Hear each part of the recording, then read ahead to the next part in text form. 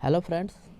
तो आज हम लोग एनालिसिस करेंगे जो 10 जनवरी का पेपर हुआ था एसएससी जीडी का, और वो जो फर्स्ट शिफ्ट में जो पेपर हुआ था हिंदी का, उसको हम लोग उसको एनालिसिस करेंगे पेपर को, और एक एक जो पेपर के जो ऑप्शन है उसको भी अच्छे से उसमें क्या क्या क्वेश्चन बन सकते हैं, क्योंकि इसी के पैटर्न पे आप लोग का क्वेश्चन आ रहा है।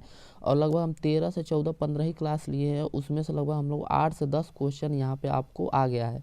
और वो भी बहुत छोटा छोटा क्लास लेते हैं, लेकिन फिर भी 8 से 10 क्वेश्चन आप लोगों को बिल्कुल एग्जाम में हूबहू देखने को मिला था। ठीक है, तो हम लोग का जो क्लास चल रहा था 10 दिन के अंदर टारगेट 40 क्लास का था, उसमें से 15 क्लास ले चुके हैं और लगभग 8 से 10 क्वेश्चन आ चुका है। और आने वाले जो शिफ्ट है उसमें भी और देखने को आपको मिलेगा। तो देखिए सभी क्वेश्चन का हम लोग जो 10 जनवरी को हुआ था उसको हम लोग एनालिसिस करने वाले हैं। तो चलिए बिना देरी के हम लोग क्लास को स्टार्ट करते हैं। तो देखिए आज का जो हमारा जो पहला क्वेश्चन आया था वो पूछा गया था, आनंद का पर्यायवाची क्या होता है। ठीक है, तो आनंद का पर्यायवाची क्या होता है ये आपका पूछा गया था। तो ठीक, तो आपका आनंद का जो पर्यायवाची होता है ये आपका हो जाएगा, आपका प्रमोद होता है। अब बात कर लेते हैं कि आपसे ये भी पूछ सकता है कि आनंद का आपका विलोम क्या होगा। तो ये आप लोग याद रखिएगा, तो इसका जो विलोम हो जाएगा ये आपका वेदना होता है। ठीक, आनंद का विलोम होता है वेदना, यानी कि आनंद का मतलब क्या होता है तो आप लोग ये भी जानते रहिए। आनंद का मतलब होता है उल्लास या फिर प्रसन्नता कह सकते हैं। ये आपके क्लास में बिल्कुल हम अच्छे से इसको डिस्कस किए थे और कहे भी थे वहाँ पे कि आप लोग अच्छे से याद करके जाइएगा। सुख भी कह सकते हैं। ठीक है, तो ये आपसे पूछा था। ठीक, और एक इसका इस बार हो सकता है कि आमोद का पर्यायवाची पूछ ले, तो आमोद भी मतलब भी क्या होता है, आनंद ही होता है। तो आमोद का पर्यायवाची भी आप लोग का पूछ सकता है। ठीक, अब चलिए हम लोग नेक्स्ट क्वेश्चन की तरफ चलते हैं। तो देखिए इसमें से और जो आपके पॉइंट बन रहे हैं, दर्व का मतलब क्या होता है। तो दर्व का जो अर्थ होता है ये जान जाइए। इसका जो अर्थ होता है जैसे घमंड हो गया, इसके पर्यायवाची लिख लीजिए। घमंड हो गया आपका, एक तरह से कह सकते हैं अहंकार हो गया, अहंकार हो गया, अभिमान हो गया। ठीक है, अभिमान ये भी कह सकते हैं दर्व का। ठीक, अब बात कर लेते हैं निकृष्ट का। तो देखिए निकृष्ट का हम डिस्कस इसको भी किए थे। इसका मतलब होता है, वहाँ बताए भी थे, बुरा होता है, घटिया होता है आपका जो आप गंवार भी कह सकते हैं एक तरह से। ठीक है, तो ये कह सकते हैं इसका पर्यायवाची जो होगा बुरा होगा, खराब होगा, घटिया भी होगा। ठीक, आप क्या कह सकते हैं, गंवार भी कह सकते हैं। तो इसका निकृष्ट का आपका पर्यायवाची हो जाएगा। बात कर लेते हैं इसका निकृष्ट का विलोम। तो निकृष्ट का विलोम आप लोग याद कर लीजिए, इसका होता है उत्कृष्ट होता है, उत्कृष्ट। ठीक, तो ये भी आप लोग बिल्कुल पॉइंट याद रखेंगे। अब देखिए बात कर लेते हैं वात का। तो वात का अर्थ क्या होता है। तो वात का अर्थ जो होता है आप कह सकते हैं कि इसका अर्थ है, पर्यायवाची है, वायु हो गया, हवा हो गया। ठीक, हवा हो गया आपका, समीर हो गया। ठीक, अनिल हो गया। तो ये सब आपके इसके पर्यायवाची होते हैं वात का। ठीक है, तो वायु से रिलेटेड है। अब चलिए हम लोग नेक्स्ट क्वेश्चन की तरफ चलते हैं। तो देखिए हम लोग का जो नेक्स्ट क्वेश्चन है इसे देखिए। ये पूछा था निम्न में से किस वर्तनी में शुद्ध है। तो ये तो आपके क्लास से बिल्कुल हूबहू क्वेश्चन आए हैं। तो ये आपका ऑप्शन नंबर हो जाएगा, ऑप्शन नंबर 3, यानी कि जिजीविषा। जिजीविषा का मतलब क्या होता है, जीने की इच्छा जिसमें होती है, यानी कि जीने की जो इच्छा होती है उसे ही हम लोग क्या कहते हैं, जिजीविषा। तो जो जीने की इच्छा, तो इसको भी आप लोग याद रखिए। मान लीजिए कि जीने की इच्छा आप लोग वाक्यांश के लिए एक शब्द पूछ दे तो आप लोग बता देंगे जीने की इच्छा। ये भी आप लोग जानते रहिए। ठीक है, अब चलिए हम लोग नेक्स्ट क्वेश्चन की तरफ चलते हैं। तो देखिए ये भी आप लोग का पूछा था, इस पे तो हम अच्छे से डिस्कस भी किए हैं। जो जानवी और देव नदी और भागीरथी किस नदी का पर्यायवाची है। तो आप लोग बता देंगे गंगा नदी की पर्यायवाची है। ठीक है, और गंगा नदी का और यदि पर्यायवाची देखना चाहें तो आप लोग लिख लीजिए। हो सकता है एग्ज़ाम में इस बार आपको ये आपको पूछ दे, जो इम्पोर्टेंट है हम वो बता दे रहे हैं। तो इसका एक लिख लीजिए, देवपगा भी बोला जाता है। ठीक, देवपगा। और एक जानते रहिए सूरसरी, सूरसरी। तो ये हो सकता है इस बार पूछ दे सूरसरी का पर्यायवाची क्या है, जो आने वाला जो एग्जाम होगा। ठीक है, और एक त्रिपथगा होता है। ठीक, तो आप लोग लिख लीजिए त्रिपथगा। ये भी आपका गंगा का पर्यायवाची होता है, त्रिपथगा। ये आपका हो सकता है ये पूछ दे त्रिपथ का किसका पर्यायवाची है, तो आप लोग बताएंगे गंगा का। अब इसमें जो है यमुना का तो एक कालिंदी होता है, इसका जो पर्यायवाची होता है एक कालिंदी आप लोग बता देंगे। उसके बाद आपका तरड़ी भी होता है, अर्कजा भी होता है और भानुजा भी होता है, भानुजा। ठीक है, तो इतना पॉइंट आप लोग याद रखे रहिए। हो सकता है कि इस बार आप लोग को यमुना का पूछ दे। ठीक, अब देखिए सतलुज, तो सतलुज का पर्यायवाची, क्योंकि देखिए हम इसलिए एक एक पॉइंट को डिस्कस करते हैं कि देखिए क्वेश्चन ज़्यादा और कहीं से नहीं बनता है।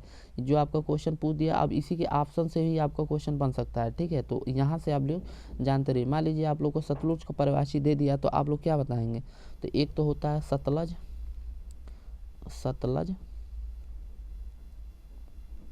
सतलज, और फिर एक होता है सहद्रु, सतलज और सहद्रु। ठीक है, तो ये आप लोग सतलुज का पर्यायवाची जानते रहिए। और कावेरी को बोला जाता है दक्षिण की गंगा, इसको भी याद रखिएगा।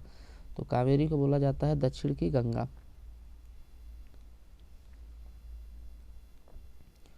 ठीक, तो दक्षिण की गंगा किसे कहा जाता है? तो कावेरी को बोला जाता है।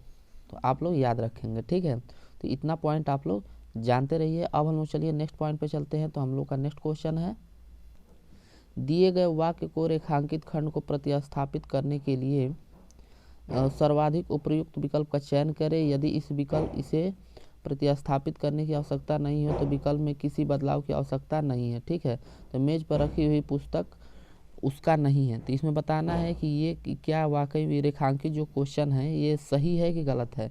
यदि गलत है तो ये ऑप्शन में जौन है कौन सा ऑप्शन सही होगा इसको बताना है। ठीक है, तो इसका जो ऑप्शन सही ऑप्शन हो जाएगा उसका नहीं होगा, आपका उसकी हो जाएगा। और ये आपका उसकी क्यों होगा? क्योंकि यहाँ पे सर्वनाम संबंधित आपकी त्रुटि है। सर्वनाम, सर्वनाम संबंधित क्या है? आपका त्रुटि है। तो उसका नहीं होता है, उसकी होता है। ठीक है, उसकी नहीं है, यानी मेज पर रखी हुई पुस्तक उसकी नहीं है। ठीक, अब नेक्स्ट पॉइंट है आपका, नेक्स्ट क्वेश्चन है हम लोग का, प्रवृत्ति का निम्नलिखित में से कौन सा विलोम शब्द है? तो ये देखिए जब हम क्वेश्चन क्लास में कराए थे इसको तो हमने बोले थे कि हो सकता है कि इस बार आपका एग्जाम में आ जाए, क्योंकि ये बहुत कम पूछा था। और देखिए वही क्वेश्चन फर्स्ट शिफ्ट में ही आपका दे दिया। प्रवृत्ति का विलोम शब्द आपको हो जाएगा, इसका ऑप्शन नंबर होगा फोर्थ वाले, यानी कि निर्वृत्ति। ठीक है, अब प्रवृत्ति का मतलब क्या होता है? इसका मतलब एक तरह से जान जाइए कि एक इसका मतलब होता है रुझान, रुझान होता है, लगाव होता है। ठीक है, प्रवाह होता है, एक तरह से कह सकते हैं रुझान। ठीक, और इसको ये क्या है? प्रवृत्ति क्या है? एक तरह से ये स्त्रीलिंग है।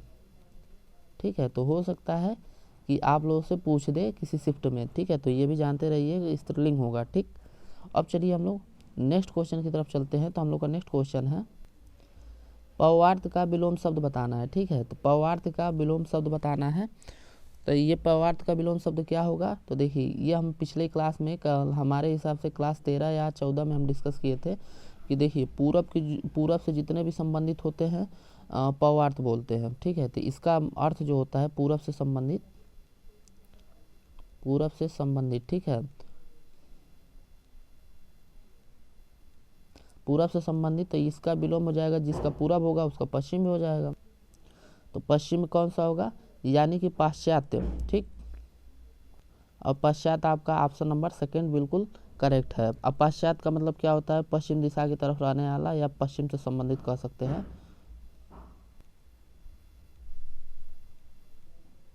पश्चिम से संबंधित। ठीक है, तो आप लोग का हो जाएगा संबंधित, तो ये पश्चिम से संबंधित।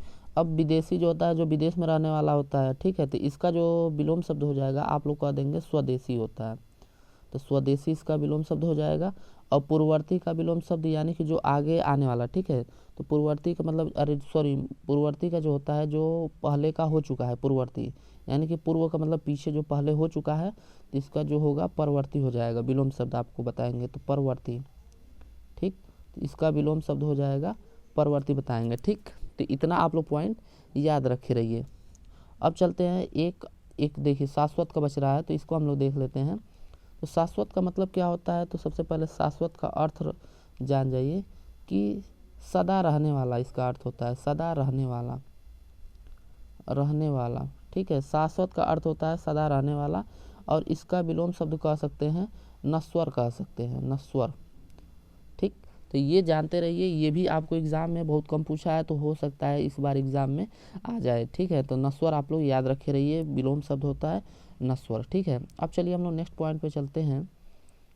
नेक्स्ट दिया है घोड़ा के लिए एक सही परिभाषित शब्द बताना है। तो देखिए घोड़ा का सही परिभाषित, ये तो हमने 3-4 बार डिस्कस किया है। तो घोड़ा का देखिए, एक तो घोड़ा का परिभाषित होता है, आप लोग जानते रहिए, जैसे आपका घोड़ा का जो परिभाषित हो जाएगा, एक होता है आपका है हो जाएगा, ये होता है, और एक होता है अश्व हो जाएगा, आपका अश्व हो जाएगा, एक होता है बाजी हो जाएगा, ठीक है, एक होता है तुरंग हो जाएगा।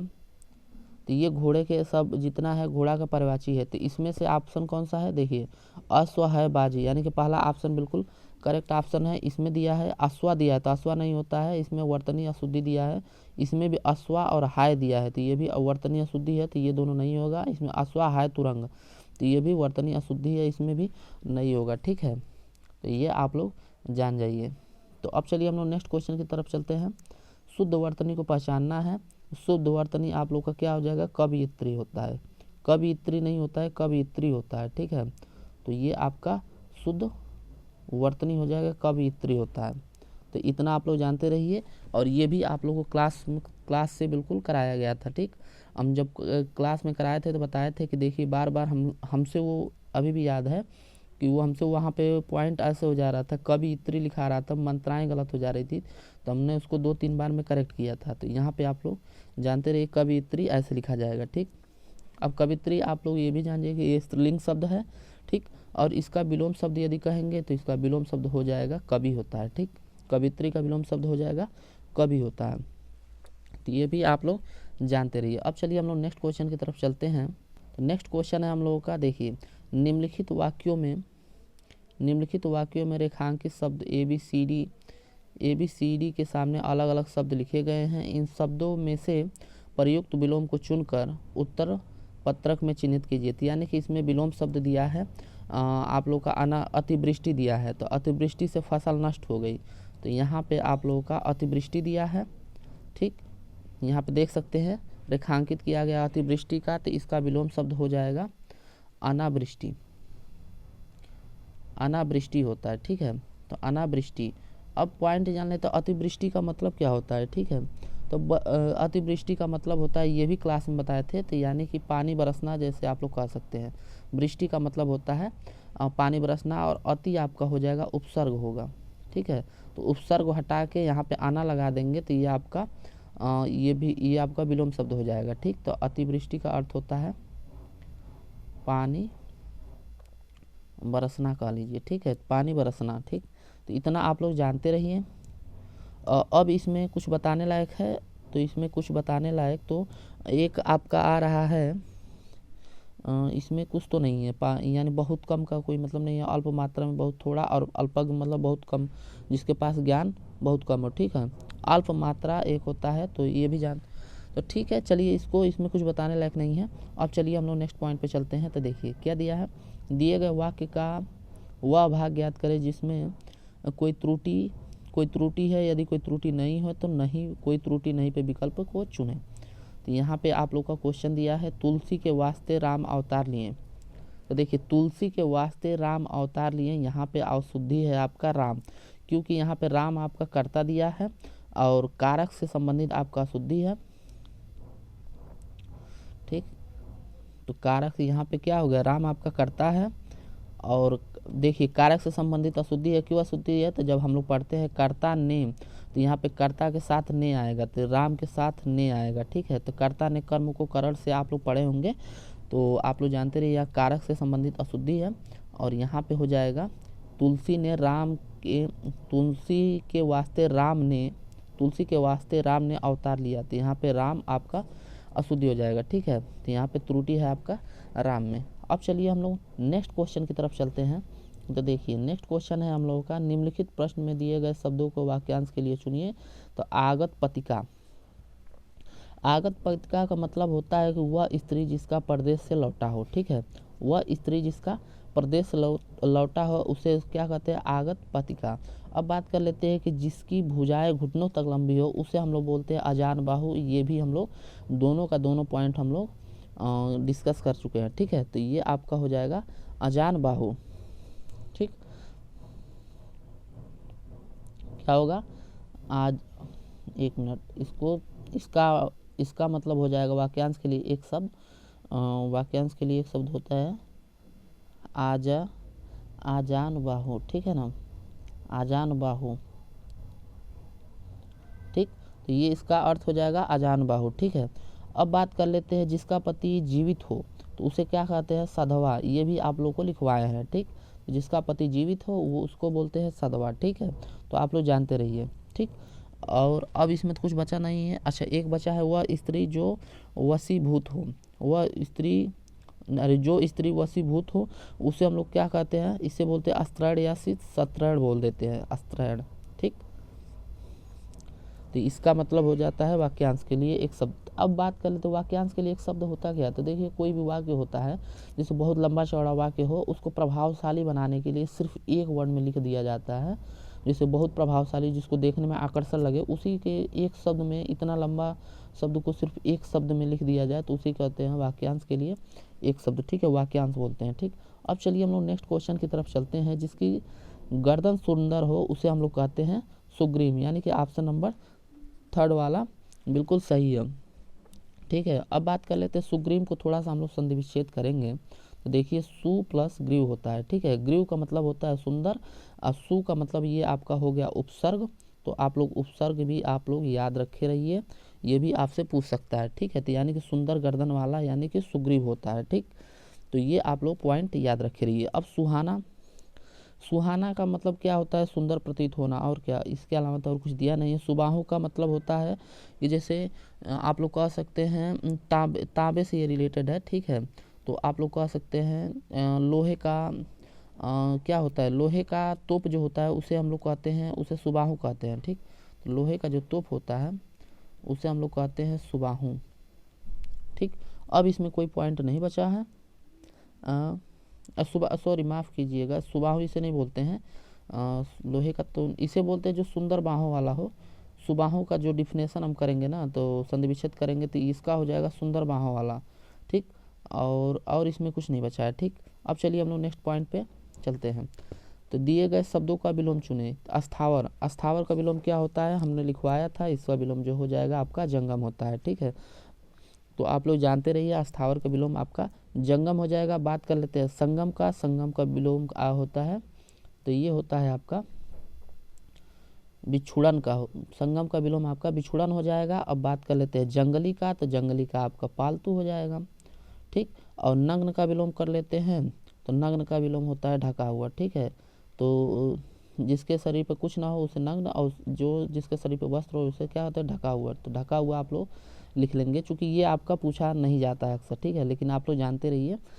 अब बात कर लेते हैं, एक दो पॉइंट और लिख लीजिए। जैसे रोना का आपका विलोम होता है हंसना, रोना का विलोम होता है हंसना, और लघु का विलोम आपका होता है दीर्घ। ये भी आप लोग जानते रहिए। ठीक है ना, अब चलिए आप लोग नेक्स्ट पॉइंट पे चलते हैं। तो पढ़ाने का जो काम करता है कौन करता है, आपका शिक्षक करते हैं। ठीक, तो पढ़ाने का काम करता है कौन, शिक्षक करते हैं, और पढ़ने का कौन काम करते हैं, तो विद्यार्थी करते हैं। ठीक है, अब चलिए हम लोग नेक्स्ट पॉइंट पे चलते हैं। तो देखिए नेक्स्ट पॉइंट जो हम लोग का है अंगारों पर पैर रखने वाला। तो अंगारों पर पैर रखने वाला उसे बोलते हैं जानबूझकर जो अपने आप को जो खतरे में डाल लेते हैं उसे ही कहते हैं अंगारों पे पैर रखने वाला। तो यानी कि जानबूझकर अपने को खतरे में डालना, यानी कि ऑप्शन नंबर सी। अब कठिन काम करना, इसका मुहावरा क्या हो जाएगा, तो देखिए कठिन जो काम करता है उसे हम लोग क्या बोलते हैं, उसे हम लोग कह सकते हैं मुहावरे के लिए जैसे लोहे का चना चबाना। ठीक, तो लोहे का चना चबाना मतलब बहुत कठिन परिश्रम करना, तो लोहे का चना चबाना, चना चबाना, तो इसे हम लोग कह सकते हैं साहसी होना, निडर होना। और इसका आप लोग कह सकते हैं इसका साहसी होना का हम लोग क्या कह सकते हैं, इसे तो हमें कोई फ़िलहाल अभी याद नहीं आ रहा है। साहसी होना का कोई मुहावरा हमें दिमाग में नहीं आ रहा है क्या होगा। ठीक है, तो आप लोग बताइएगा कमेंट में। ठीक है, और दूसरों को हानि पहुंचाना। ठीक, दूसरों को हानि पहुंचाने का प्रयास करना, इसका एक कह सकते हैं कुआं खोदना, कुआं खोदना, कुआं खोदना कह सकते हैं दूसरों को हानि पहुंचाना। ठीक है, तो आप लोग ये भी जानते रहिए। अब चलिए ये हम लोग का आ गया है आपका पैसे दे दिया है और इन्हीं से आप लोग को आंसर निकालना है। ठीक है, तो आप लोग देखिए, तो पहला दिया है भारतवर्ष, ऑप्शन में दिया है कि पहले में क्या भराएगा, तो भारतवर्ष डैश है और देश की भाषाएं चाहे जितनी भी हो, लेकिन लेकिन उन सबके सामने भारत एक ही, या भारतवर्ष क्या है, भारतवर्ष एक, तो यहाँ पे ऑप्शन भारतवर्ष एक है। ठीक है, भारतवर्ष यहाँ पे अनेक तो होगा नहीं, भारतवर्ष प्रत्येक तो होगा नहीं, भारतवर्ष भिन्न भी नहीं होगा। ठीक है, तो भारतवर्ष का अर्थ हो जाएगा भारतवर्ष एक है। ठीक है, तो भारतवर्ष एक है।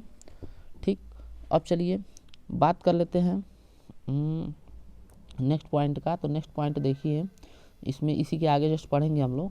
तो क्या दिया है, लेकिन उन सब के भीतर भारत की ही क्या है, प्रतिमा है, प्रतिष्ठा है, निष्ठा है, आत्मा है, परमात्मा है। तो देखिए, आत्मा और परमात्मा, आपका परमात्मा तो भगवान से रिलेटेड हो गया, तो इनके सबके अंदर क्या है, आत्मा है। ठीक है, तो सबके भीतर क्या है, एक ही आत्मा है, एक ही आत्मा है। ठीक है, जो अपने एक ही आत्मा, तो यहाँ पे आत्मा हो जाएगा अपने को। अब बात कर लेते हैं सेकंड क्या दिया, थर्ड क्या दिया है, तो अपने को से पढ़ेंगे, तो अपने को संशोधित, अभिव्यक्ति, अर्पित या प्रदर्शित। तो यहाँ पे आपका हो जाएगा अपने को अभिव्यक्त, अपने को अभिव्यक्त यानी कि आपको प्रदर्शन करना। ठीक है, अपने आप को प्रदर्शन करना, अभिव्यक्त का अर्थ होता है अपने आप को प्रदर्शन करना, प्रकट करना। ठीक है, तो अपने आप को प्रकट करती है, अपने को प्रकट करती है, और एक ही गंगोत्री का जल है जो अनेक नदियों में बह रहा है, और एक ही सूर्य का, तो सूर्य का हम लोग चलेंगे 4 पे, तो एक ही सूर्य का क्या होगा, एक ही सूर्य का आपका बिंब, बिंब आपका ऑप्शन सही हो जाएगा। बिंब का मतलब होता है परछाई, परछाई यानी कि प्रतिबिंब से रिलेटेड है, तो परछाई लिख लीजिए। एक ही सूर्य का बिंब है। ठीक है, जो अनेक पात्रों में जगमगा रहा है, और एक ही हम लोग एक ही अनेक पात्रों में जगमगा रहा है, और एक ही भाव, नाम और बल और अर्थ। यहाँ पे भाव, नाम और बल और अर्थ, तो क्या होगा, एक ही भाव हो सकता है। हम लोग का करेक्ट आंसर यहाँ पे भाव हो जाएगा। तो हम लोग का क्या हो जाएगा, भाव, एक ही भाव। भाव का अर्थ होता है जैसे अपने आप को क्या करना, भाव का मतलब कि आप क्या कर सकते हैं, भाव का मतलब ये कर सकते हैं कि भाव का अपने आप को प्रदर्शन करना। ठीक है, विचार, ख्याल आप लोग कह सकते हैं, भाव अपने एक ही भाव यानी कि एक ही विचार, एक ही ख्याल, ये सब कह सकते हैं। ठीक है, भाव का अर्थ जो होगा यानी कि जो मन में उत्पन्न होता है उसे ही क्या कहते हैं, भाव कहते हैं। ठीक, तो एक ही भाव जो अनेक छंदों में, अब चलिए हम लोग थर्ड पे देखते हैं। देखिए, तो हम लोग को हो गया। ठीक है, तो एक ही भाग जो अनेक छंदों में फूट रहा है वे उपनिषद, रामायण और महाभारत है। उपनिषद, रामायण और महाभारत एक ही घाट का है जहाँ पर हमारी सभी भाषाएं पानी पीती हैं। ठीक है, तो आप लोग यहाँ तक पूरा देख चुके हैं, और ये सब आपका शिफ्ट 1 में पेपर पूछा हुआ था। ठीक है, तो शिफ्ट 1 का पूरा पेपर का हम लोग एक एक पॉइंट आप लोग का डिस्कस कर दिए। ठीक है, तो डिस्कस कर दिए, तो आप लोग को अच्छा लगा होगा, तो आप लोग लाइक करके जाइएगा, और नए हैं तो आप लोग क्या कर लीजिएगा, चैनल को सब्सक्राइब कर लीजिएगा, सब्सक्राइब कर लीजिएगा। और आप लोग बताइएगा कि आप लोगों का क्वेश्चन कितने एसएससी जीडी में सही हो रहे हैं, और जितने लोग कितने नंबर कट ऑफ कितना जा रहा है, और कट ऑफ से क्या आप आगे हैं कि नहीं है, सब आप लोग एक अनुमान और जगह भी देख के आप लोग अनुमान लगा ही लिए होंगे। ठीक है, तो आप लोग बताइएगा कि एसएससी जीडी में टोटल आप कितने क्वेश्चन अटेम्प्ट करके आए हैं, और कितना आप लोग का सही हो रहा है। ठीक है, तो चलिए आज के लिए इतना ही, और यहाँ पे आप लोग जुड़ जाइए, क्योंकि यहाँ पे जितने भी लेटेस्ट प्लस प्रीवियस ईयर के जितने क्वेश्चन हैं वो आप लोग को सभी देखने को मिलेगा, चाहे कोई भी वैकेंसी हो, उनके सभी प्रीवियस ईयर के क्वेश्चन और लेटेस्ट पैटर्न के क्वेश्चन जितने भी बनेंगे आप लोग को देखने को मिलेगा। तो चलिए आज के लिए इतना ही, मिलते हैं नेक्स्ट क्लास में, तब तक के लिए दोस्तों धन्यवाद।